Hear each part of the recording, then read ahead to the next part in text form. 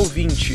Esse aqui é o primeiro episódio do Giro de Ignorância, o podcast de notícias da área de educação derivado do canal Ilha de Ignorância. Para você que é inscrito e tá ouvindo isso aqui no YouTube, esse episódio abre um novo cronograma aqui do canal. Nas segundas terças do mês, temos um novo vídeo e nas últimas terças temos um episódio novo do Giro de Ignorância. Além disso, todos os vídeos que já saíram aqui no canal e que ainda vão sair, também vão ficar disponíveis em formato de podcast, no feed do Ilha de Ignorância, junto com esse novo podcast. Se quiser acompanhar por áudio, pode colocar o nosso feed no seu agregador de podcasts favorito, ou então nos acompanhar no Spotify. Dada essa notícia, podemos começar o nosso episódio. As notícias listadas aqui são mais ou menos dos últimos 30 dias, indo até o dia 21 de fevereiro, também conhecido como o dia em que esse episódio foi gravado. Todas as referências estão no podcast desse episódio lá no blog do Ilha de Ignorância. O link para ele você encontra no comentário fixado no YouTube e na descrição do episódio do podcast. Sem mais enrolação, vamos para o primeiro tópico de hoje. Os erros no Enem 2019. Começamos essa bagunça no dia 17/1, com o Weintraub falando que o Enem de 2019 foi o melhor já feito. Foi tão bem feito que no dia seguinte ele já saiu a público admitindo a troca de gabarito da prova do segundo dia na hora do seu armazenamento, afetando 0,15% dos participantes. Pode parecer pouca coisa, mas isso equivale a 5.976 pessoas. Em número, esse erro foi o maior desde 2010, quando teve uma troca de gabaritos que afetou na casa dos 9.500 candidatos. E a partir disso, tivemos outros problemas que, para entendermos, precisamos ver como diabo funciona o Enem. O Enem usa a teoria de resposta ao item, que também é usada em provas grandes mundiais, como o PISA, que é o Programa Internacional de Avaliação de Alunos. No caso específico do Enem, as questões são feitas por professores de universidades federais e são aplicadas em um pré-teste, com pessoas com perfil próximo àquelas que vão participar do Enem para valer. Com isso, eles dividem as questões pelo nível de dificuldade e pega aquelas que foram mal formuladas e exclui, deixando para a prova real do Enem só as que eles considerarem como as melhores. No fim, eles pegam essa divisão de nível de dificuldade das questões e criam uma escala de dificuldade. Na hora da correção final, levam em conta o conjunto total das respostas para ver qual é a chance da pessoa ter respondido por saber mesmo sobre a resposta ou só por ter chutado muito bem. Se uma pessoa acertou um monte de questões fáceis, por exemplo, e de todas as difíceis só acertou uma, vão levar em conta essa difícil que a pessoa acertou como um chute.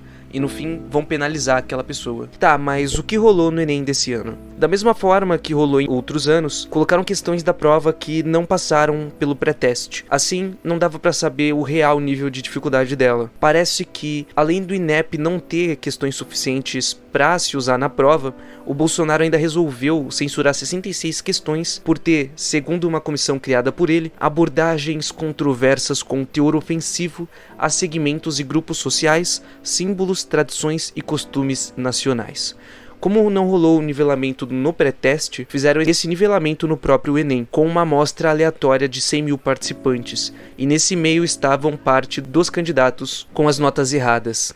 Além disso, ainda erraram a identificação de alguns candidatos e trocaram a cor de outras provas por um erro da gráfica que associava a cor da prova ao aluno. O sistema da gráfica deveria verificar se existia algum desvio nesse processo e gerar um arquivo digital para avisar os casos e enviar para uma nova análise. O problema é que uma instabilidade em um sensor de leitura dos cadernos deixou passar os erros, coisa que só foi percebida pela gráfica quando o INEP foi tentar descobrir o problema. E vale lembrar que essa gráfica foi contratada no ano passado sem licitação e sem experiência com trabalhos parecidos, depois que a gráfica, que era responsável pelo Enem, ter decretado a falência.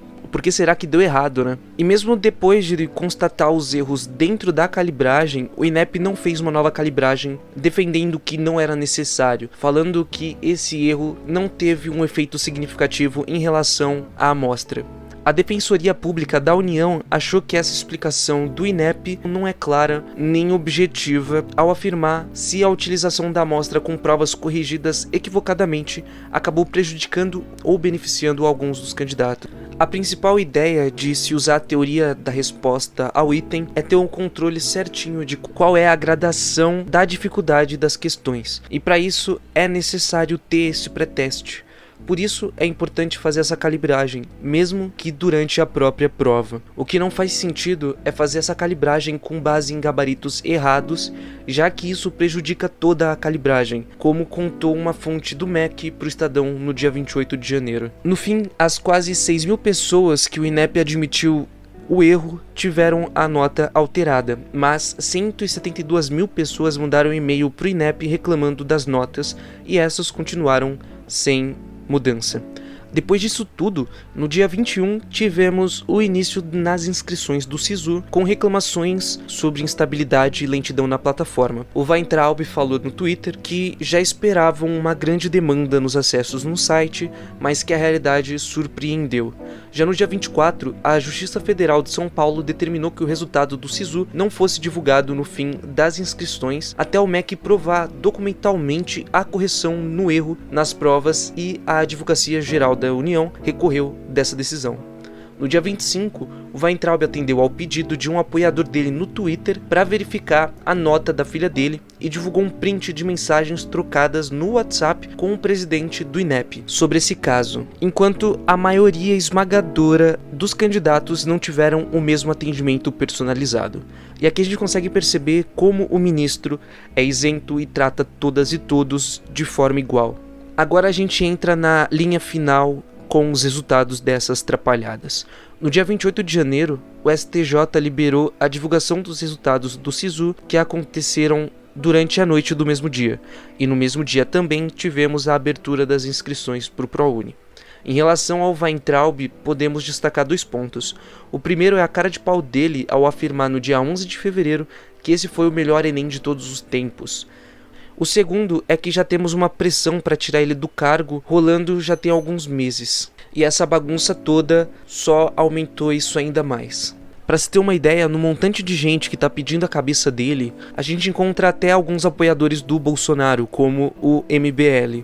E para fechar essa história por agora, no dia 5 de fevereiro, um grupo de deputados que tinha da Tabata Amaral ao Alexandre Frota apresentou um pedido de impeachment contra ele no STF por essa crise no Enem e outros tópicos como a falta de decoro no cargo e por ter cometido crime de responsabilidade quando perdeu R$1 bilhão que foram conquistados pela Lava Jato por não usar eles a tempo.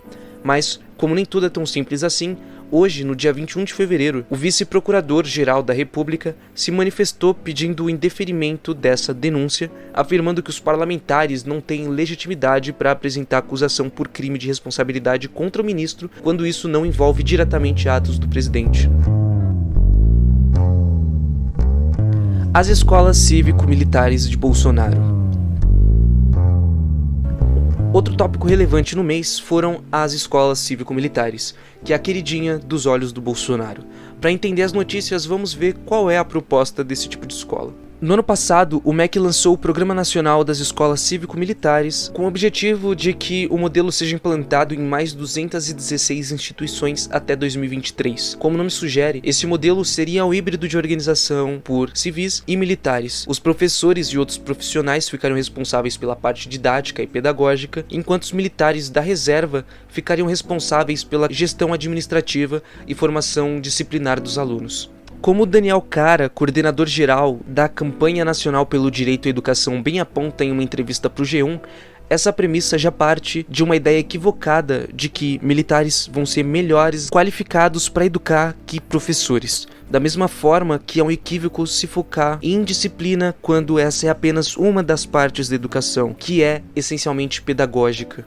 Em uma entrevista para o Estadão, a Cláudia Costin, do Centro de Excelência e Inovação em Políticas Educacionais da Fundação Getúlio Vargas, também diz que o objetivo do governo deveria ser garantir que todas as crianças aprendam, mas que no fim eles decidiram investir em um número restrito de escolas com um modelo sem comprovação de eficácia. A ideia é que agora em 2020, 54 escolas pelo país sigam esse modelo. Para isso, vão receber R$1 milhão por escola, o que vai totalizar R$54 milhões de investimento por ano.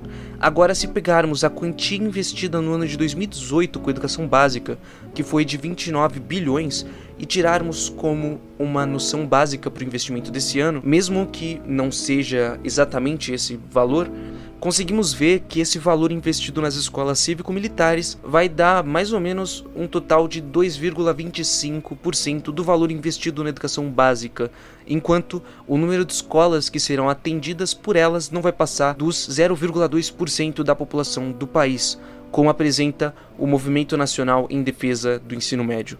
E vale lembrar que estou usando o valor investido em 2018, sem contar os últimos cortes que esse último ano teve. No fim, é um alto investimento em escolas que poucas pessoas vão conseguir participar, baseada em um projeto pedagogicamente equivocado. Mas é isso, né? Com certeza que militares são melhores preparados para educar que professoras e professores que passaram as suas vidas estudando para isso. Esse negócio de se preocupar com o que os especialistas dizem é coisa de comunista. Depois de termos o contexto, já podemos acompanhar as notícias do começo desse ano. No fim, as escolas escolhidas para participar do projeto começaram o ano letivo sem a presença das Forças Armadas na escola, só sendo contratados pelos estados e municípios, policiais militares e bombeiros. E ainda não temos uma definição exata de quais unidades vão mesmo receber os modelos, e as escolas também não receberam ainda os recursos prometidos. Além disso, a gente ainda teve alguns BOs no meio disso tudo. A seleção dos militares da reserva travou com a demora na escolha das escolas que vão participar. Uma escola de Campinas foi indicada sem ter se voluntariado, mesmo com o MEC afirmando que toda escola que participar só poderia ser de forma voluntária. Ainda sobre essa livre escolha que o MEC prega, 8 dos 9 governadores do Nordeste não aceitaram esse modelo, e com isso o Bolsonaro veio a público falar que eles não aceitaram por estarem de acordo com as escolas formando militantes e desinformados, da mesma forma que afirmou que a questão político-partidária não deveria estar à frente das necessidades do país. Podemos pegar essa fala e ligar com a outra fala do Weintraub no dia 17 de fevereiro, defendendo o modelo e falando que quem estuda nessas escolas é de direita. E se com essa fala não fica claro pra ti qual é o partido do Escola Sem Partido, eu já não posso te ajudar muito. Para finalizar esse tema, a Escola Cívico-Militar Tiradentes da PM em Porto Velho, Rondônia, dispensou 10 professores por terem interesse em participar de assembleias do sindicato do estado. Dentre professores, alguns tinham mais de 20 anos de casa e foram devolvidos, entre muitas aspas, pelo capitão da PM Jefferson Pires, que assumiu a direção da escola no ano passado. Para ele, esses professores não têm perfil que condiz com os valores, ética e lealdade exigido pelo sistema de ensino militar. Vale lembrar que existe uma paradinha que a gente chama de Constituição Federal, que garante a associação a sindicatos e o direito a greves. E é interessante ver como uma boina te dá poder para rasgar a Constituição e socar no próprio nariz. O novo presidente da CAPES é criacionista. No dia 24 de janeiro, o reitor da Universidade Presbiteriana Mackenzie, Benedito Aguiar Neto, foi nomeado como o novo presidente da Coordenação de Aperfeiçoamento de Pessoal de Nível Superior, a CAPES. A CAPES é a fundação do MEC responsável pela expansão e consolidação da pós-graduação stricto sensu, que seria o mestrado e doutorado, e também atua na formação de professores da educação básica. Dentre as linhas de ação listada na divisão de perguntas frequentes lá no site da fundação, podemos pegar a avaliação das pós-graduações stricto sensu, o acesso e divulgação da produção científica e indução de fomento da formação inicial e continuada de professores para educação básica. E o que a nomeação de um criacionista pode influenciar nesses setores? Olhando o histórico do Benedito Aguiar, podemos destacar 2 pontos aqui. Em abril do ano passado, o Bolsonaro citou a Mackenzie como exemplo na sua fala de que só as universidades privadas possuem pesquisa, o que não passa de uma mentira deslavada. Se você quiser saber um pouco mais, pode ir lá no canal que tem um vídeo que, se eu não me engano, o título é O Neoliberalismo e o Fim da Educação no Brasil, em que eu explico um pouquinho mais por que isso é baboseira. Então não é de hoje que temos essa ligação entre o Bolsonaro e o Aguiar, o que faz com que essa nomeação não seja nenhuma surpresa. O outro ponto é uma de suas falas em uma palestra em outubro do ano passado, defendendo a ampliação da Mackenzie no estudo do design inteligente, colocando ele como um contraponto à teoria da evolução e afirmando a importância de disseminar a discussão sobre criacionismo por meio de argumentos científicos. Aqui podemos já começar a nos preparar com o surgimento dessa defesa do design inteligente entre as funções da CAPES, seja no fomento a mestrados e doutorados sobre esse tema, tratando essa pseudociência como se fosse uma teoria cientificamente válida, ou seja então por introduzir esse papo em programas de formação continuada de professores. Se você ainda não entende sobre o surgimento desse design inteligente, também pode correr lá no canal, que o último vídeo que saiu foi justamente sobre isso. E agora vamos entrar na reta final com o melhor quadro desse podcast inteirinho, segundo as vozes da minha cabeça, chamado Recuadas Dignas de Nota. Uma coisa muito comum é ver os migués que as pessoas do poder dão para testar alguma coisa que eles querem passar, e quando veem que alguém percebeu a cagada, acabam recuando e fingindo que nada aconteceu. Como o brasileiro tem memória curta, esse quadro tem como objetivo elencar esses momentos e eternizá-los nesse prestigioso podcast que ninguém ouve. E no episódio de hoje temos 2 casos. O primeiro foi a tentativa do MEC em se limitar às viagens de servidores da pasta. Cada unidade, órgão ou entidade vinculada teria um máximo de 2 representantes para participar de eventos no país e 1 para participar de eventos no exterior, com essas viagens sendo ou não bancadas pelo Estado. O grande problema nisso, como apresentaram representantes da Academia Brasileira de Ciências e a Sociedade Brasileira para o Progresso da Ciência em uma carta direta ao Weintraub, é que essa limitação desconhece a realidade do papel da universidade e outras instituições no mundo globalizado. Para se fazer ciência, uma parte muito importante é a participação de cientistas em eventos científicos apresentando as suas pesquisas. Uma universidade tem um número gritante de áreas diferentes e um número ainda maior de pesquisadoras e pesquisadores. Isso sem contar a importância na participação de eventos por aqueles que ainda estão em formação. Limitar de forma tão drástica seria prejudicial para a manutenção e troca de informação entre as unidades científicas aqui no próprio país e até entre as do Brasil com o resto do mundo. Depois dessas críticas, no dia 6 de fevereiro, o Weintraub revogou a portaria que apresentava a ligação. E por último, mas não menos escroto, temos no dia 6 de fevereiro a Secretaria Estadual de Educação de Rondônia distribuindo um memorando e uma lista de livros que deveriam ser recolhidos das escolas por terem conteúdos inadequados para crianças e adolescentes. Na lista tínhamos Macunaíma, do Mário de Andrade, vários livros do Rubem Fonseca, Os Sertões, do Euclides da Cunha, Memórias Póstumas, de Brás Cubas e por aí vai. Além de uma observação bonitinha escrita: todos os livros do Rubem Alves devem ser recolhidos. Mas esse aí eu até entendo. Já pensou se uma criança ou adolescente pega um livro dele sobre filosofia da ciência ou educação e resolve ler? Isso aí seria uma tragédia. Esse memorando ficou no ar até as 14 horas do mesmo dia. Depois que pegou mal, a Secretaria Estadual de Educação de Rondônia emitiu uma nota falando que isso foi o vazamento de informações internas equivocadamente registradas. Aí fica de você acreditar nisso ou não. Já no dia 7 de fevereiro, o Ministério Público Federal instaurou um procedimento para investigar o envolvimento da Secretaria na escolha de fazer essa recolha dos livros.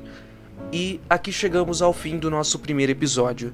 Se você está ouvindo esse episódio pela primeira vez, seja pelo próprio podcast ou no canal do YouTube, e quer mais conteúdo nessa pegada sobre educação e divulgação científica em geral, não se esqueça de se inscrever no nosso canal no YouTube. Para os interessados nas fontes apresentadas aqui, pode ir lá no link ou no comentário fixado, que todas as referências estão bonitinhas ali. Se curtiu, não esquece de dar o feedback para o seu âncora mais solitário e indignado da podosfera, nos comentários do vídeo, no post do blog ou então no meu Twitter. E é isso, beijo de luz.